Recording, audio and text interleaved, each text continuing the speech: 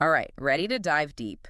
Today we're tackling a controversial one, a book called Stolen Legacy by George G.M. James. Oh yeah, this one's a classic. Been stirring up debates for It decades. sure has. The main idea, what we call Greek philosophy, Socrates, Plato, all those big names might actually have, get this, African roots. Specifically, Egyptian roots, Ah. according to James. And he doesn't just throw this idea out there. He brings up historical events, ancient texts, So he's got some evidence to back it up, not just speculation. right? He lays out a pretty detailed case. Like one of the first things he talks about is this thing called the Egyptian mystery system. History system sounds intriguing already. What's that all about? Imagine like a super exclusive school, thousands of years old. Egyptian priests train there in all sorts of subjects. Math, astronomy, rhetoric. The usual suspects for ancient wisdom. Oh, and magic. Wait, magic?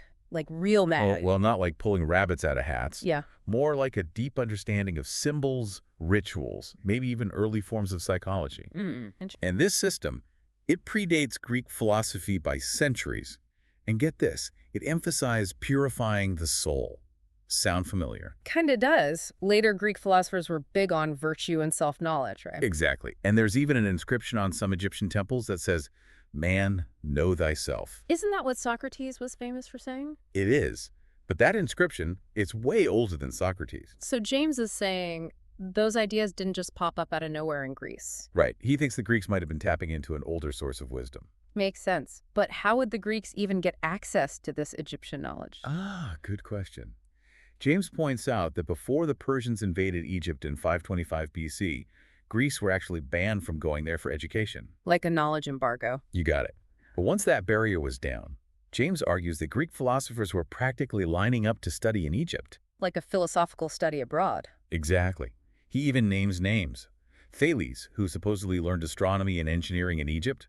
Pythagoras, who might have studied with priests in cities like Heliopolis and Thebes. Wow, so there were definitely opportunities for exchange. Oh, yeah. Even Democritus, the guy who came up with the idea of atoms, he spent years in Egypt learning from the priests. Okay, so some connections are there, but is that enough to say the Greeks just stole everything? Well, James thinks so, Yeah. and he brings in another piece of evidence, the Memphite theology. Memphite theology. Okay, what's that? It's this ancient Egyptian text. It's a creation myth. And James thinks it lays the groundwork for some of those big ideas we see in Greek philosophy. Creation myths. Well, Always a good time. So what's this one about? Well, it's a three-part story. Starts with the gods of chaos. Picture like a swirling void, no form, no structure. And out of that emerges Ta, the main god. He's pictured as this hill rising up from the water. Okay, I can picture that. And next to him is Atum, the sun god. Adam, sun god. Doesn't that sound kind of like Adam? It does, doesn't it? Whoa, that's a little freaky. What happens next in the story? So then, from this chaos, the gods of order come out. They're in pairs, representing opposites. Boundless and limited, darkness and obscurity, stuff like that. Duality, opposites. Yeah, those themes definitely pop up in Greek philosophy. Right. But the third part of this Memphite theology, that's where things get really wild. Lay it on me. Atum, the sun god, steps into the spotlight. He becomes the demiurge, the creator of the world. Wait, demiurge? Isn't that like a Plato thing? The guy who creates the physical world based on those perfect forms? Exactly. And James thinks that idea actually came from the Egyptians, from how they understood Atum. Wow. So what, the Greeks just took that idea and ran with it? That's what James thinks. In the Memphite theology, Atum creates 8 other gods from his own body. And James links this to, well, some pretty mind-blowing ideas. Okay, I'm on the edge of my seat. First, there's this concept of the Ennead, 9 gods in one. Like one godhead, but made up of 9 parts. 9 gods in one. Then, get this, James sees a connection to the nebular hypothesis, The what now? the scientific theory about how our solar system formed. From a spinning cloud of gas and dust, with the sun at the center. So like the sun births the planets. And James is saying the Egyptians had this idea way back when. That's what he's suggesting. And maybe the wildest connection of all, he links this to Aristotle's idea of the unmoved mover. Hold on, hold on. So you're telling me this ancient Egyptian creation myth might have sparked ideas that became central to Greek philosophy? That's James's argument. Mind blown. And you said he even connects the Egyptian sun god, Atum, to the atom, as in, like, atoms in science. Yep. It does make you wonder if some of our most basic scientific, philosophical ideas, maybe they have roots that go way, way back, further than we thought. This is incredible. But if the Egyptians were so advanced, why didn't their philosophy take over the world? Well, James has thoughts on that too. He says the time when Greek philosophy was supposedly booming, from 640 to 322 BC, that was actually a super chaotic time for Greece. Lots of internal conflicts, wars with Persia. Not exactly a peaceful environment for deep thinking. Exactly. James questions if the Greeks really had the time or the mental space to invent groundbreaking philosophy while all that was going on. Makes sense. And he points out that a lot of core Greek concepts, the four elements, the doctrine of opposites, even the idea of the supreme good, all of that was already present in the Egyptian mystery system. So he's saying maybe the Greeks weren't as original as we think. That's his point. He's basically suggesting we rethink the whole history of Western thought. Okay, that's a bold move. But if he's right, how did this supposed cover-up even happen? Well, to answer that, we need to bring in Alexander the Great. Remember how we talked about Greeks going to Egypt to study? Well, in 333 BC, Alexander conquered Egypt, and according to James, this led to the looting of the royal library at Alexandria. The library at Alexandria, that Yeah. was like the ultimate knowledge bank, right? Exactly, full of ancient texts. And James argues that this gave Greek philosophers, especially Aristotle and his crew, access to a treasure trove of Egyptian wisdom. He even suggests that Aristotle used this stolen knowledge to write the history of Greek philosophy, basically erasing the Egyptian roots. Hold on, so he's saying Aristotle might have just been copying Egyptian stuff? That's a serious accusation. It is. But James points to some weird inconsistencies in Aristotle's work. Like, we barely know anything about Aristotle's early life, his education, and the number of books he supposedly wrote seems to grow over time. Makes you wonder who really wrote them all. Something's fishy, all right. Right. James even suggests that Aristotle's writing, which is often kind of jumbled and fragmented, might actually be notes he scribbled down while going through all those looted texts at the library. Instead of his own carefully thought out work. That's a wild theory. It is. But wait, there's more.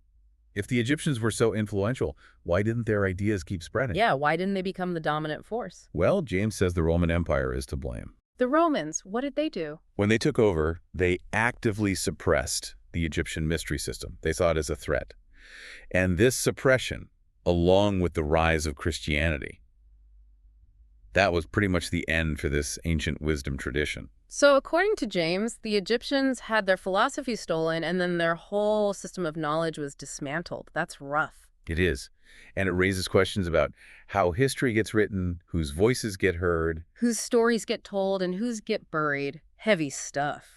But before we spiral too far down that rabbit hole, I think we need to hear the other side of the story, right? Absolutely. We've heard James's side. Now it's time to see what the critics have to say. Is there any evidence that disproves his claims? That's what we'll be digging into next time. The counter-arguments, the evidence, the whole shebang. Stay tuned, because this investigation is just getting started. Welcome back, folks. So we just heard some pretty mind-blowing stuff about where Greek philosophy might have come from. But like any good investigation, we gotta look at all the evidence. What are the folks saying who don't agree with James? Well, stolen legacy has definitely ruffled some feathers in the academic world. Lots of debate since it came out.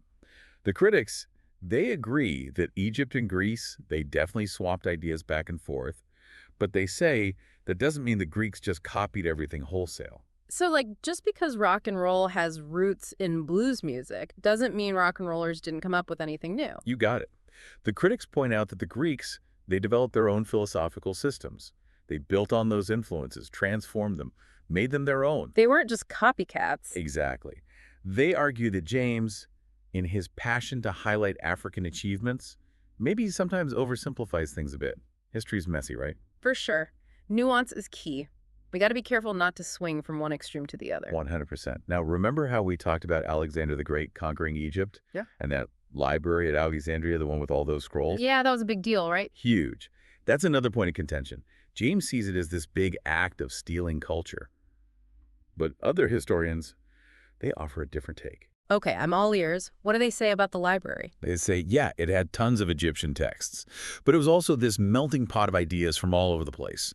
Scholars from different cultures hanging out, sharing ideas. So more like a collab space than a Greek takeover. Exactly. And the Ptolemies, the Greek rulers who came after Alexander, they actually supported Egyptian culture, helped preserve their knowledge. Some historians say the library was more about protecting those Egyptian texts than stealing them. Wow, it's amazing to think about all those different ideas all under one roof. Right. Talk about a brain trust. And speaking of brains, we got to talk about Aristotle again. The alleged mastermind behind the cover-up, according to James. Right. He supposedly used those stolen texts to write his version of history, making the Greeks look like the original geniuses. And James pointed to those inconsistencies in Aristotle's work as proof, like the missing details about his early life, the questions about who actually wrote all those books. Right, right. But the critics, they have a different explanation. They say those inconsistencies, that's just because some historical records are missing. Time has a way of doing that. Things get lost, stories fade. It's like trying to solve a puzzle with half the pieces missing. Exactly. Plus, they say all those works attributed to Aristotle, maybe it wasn't just him writing them. Maybe his students helped out, his colleagues. That could explain why they cover so many different topics. Like a big research team bouncing ideas off each other? Yep. And at the end of the day, they say Aristotle's philosophy, even if it was influenced by other stuff, it's still a unique system. His work on logic, ethics, observing nature, they say that shows his own genius. So even if James is right about some Egyptian influence, it doesn't automatically mean Aristotle wasn't a brilliant thinker too. That's their point. Now, let's dive into a specific example. The unmoved mover. Remember, James thinks this idea came straight from the Memphite theology, that Egyptian creation story. Yeah, he said Aristotle basically stole it. Basically, yeah. But the critics, they say, hold on a minute. Both ideas talk about a first cause, yeah.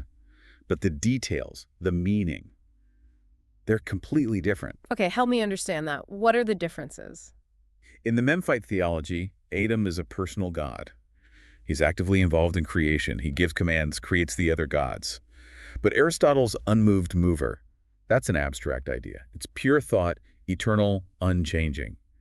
It sets the universe in motion just by existing. So one's a hands-on creator, the other is more like a cosmic principle? Exactly. The critics say James is oversimplifying things. Plus, they point out that other Greek philosophers, even before Aristotle, were already talking about this idea of a first cause. So maybe it wasn't an Egyptian import after all. Sounds like James might be stretching things a bit to fit his theory. That's what they're saying. Another thing James brings up is the idea of the soul. He compares the 9 parts of the soul in the Egyptian Book of the Dead to how Aristotle describes the soul having different faculties. Yeah, those 9 parts of the soul. I gotta admit, that one went a bit over my head. What was that all about? Well, the Egyptians, they had a totally different idea of what the soul was compared to the Greeks. And that's key to understanding their philosophies. The Egyptians thought the soul had all these different parts that could exist on their own, even after you die. But Aristotle, he said the soul was connected to the body. It dies when you die. So it's not just about how many parts there are, but what the soul fundamentally You got it. Plus, the critics point out that Aristotle uses logic, reason, to develop his theory of the soul. That's missing from the Egyptian texts. They say James is downplaying Aristotle's intellectual work. It's like James is so focused on proving his point that he misses some of the finer points. That's the criticism, yeah. But let's take a step back from the specifics for a sec. Look at the bigger picture here. This stolen legacy debate, it's not just about who came up with an idea first. It's about cultural influence, intellectual property, how we write history. It's about who gets to tell the story, right? Whose voices get heard, whose gets silenced. Exactly. It challenges us to think critically about how we give credit for ideas and to acknowledge that cultures have always been interconnected throughout history. It's a reminder that history is rarely black and white. It's complicated. Messy and complicated. And this whole debate underscores how important it is to recognize the contributions of civilizations beyond just the Western world. Giving credit where credit is due, expanding our understanding of where knowledge comes from. Right on. Now, before we move on to the impact James's work has had, let's talk about one more thing. The Romans suppressing the Egyptian mystery system. James argues that this was a big reason why Egyptian contributions to Western thought got obscured. Right, he said the Romans basically wiped out that whole tradition of knowledge. Exactly. And that raises some interesting questions about how power shapes the way we understand history. Think about it. If the Romans, who were calling the shots in Egypt for centuries, were actively trying to squash this mystery system, wouldn't that make it hard for later historians to put the whole story together? That's a really good point. Like, if you silence a key witness in a trial, you're gonna miss part of the truth. Precisely. And this suppression went hand in hand with Christianity becoming the dominant religion. As the mystery system faded away and this new worldview took over, Those older Egyptian traditions, their philosophy, they got pushed aside. So James is suggesting that the Romans A&D, the rise of Christianity, combined to basically erase a whole chunk of intellectual history. That's his take. Now, you might disagree with how much was actually erased, but it's undeniable that the folks in power have a big influence on how history gets written. It makes you think about all the stories, all the perspectives that might have been lost or forgotten because of who was calling the shots. It's a sobering thought. And brings us back to why critical thinking is so important. We got to question the stories we've been told, especially about the past. Be willing to dig deeper, look beyond the surface, consider different sides of the story. Well said. Now let's shift gears a bit and talk about the lasting impact of stolen legacy. It's been controversial, for sure, but has it also had some positive effects? That's what I'm curious about. It's one thing to critique the traditional narrative, but has it led to a better, more balanced understanding of history? For sure. Despite all the criticism, stolen legacy has definitely helped people become more aware of what African civilizations achieved. It's inspired people to rethink those Eurocentric views of history. To ask, hey, whose voices are missing from this story? Right.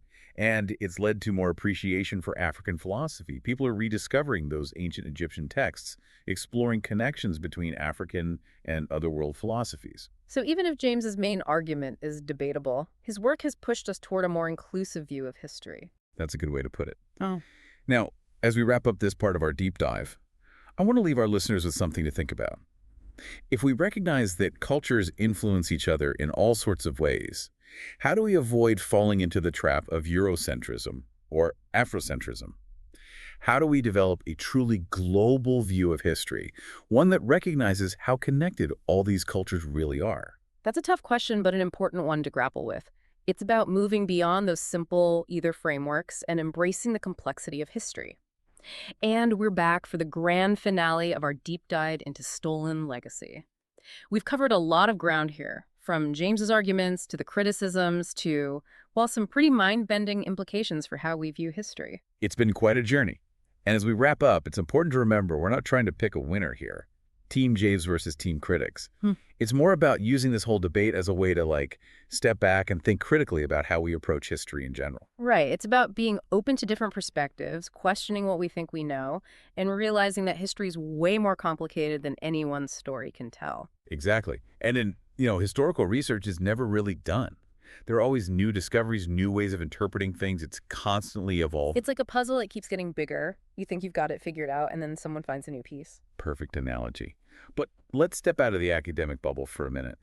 What does all this mean for us, in our everyday lives? Yeah, that's what I'm wondering, too. How does this debate connect to the real world? Well, think about it. This whole stolen legacy debate, no matter what side you land on, it makes us think about cultural identity, power dynamics, and the stories we tell ourselves about the past. Who gets to tell those stories? Whose voices get left out? It's about recognizing that our understanding of history, it's shaped by who's in power. The stories that get told, they often reflect the biases and power structures of the time. Right. And it challenges us to be more inclusive in how we view intellectual history, recognizing that there's more to the story than just the traditional Western perspective.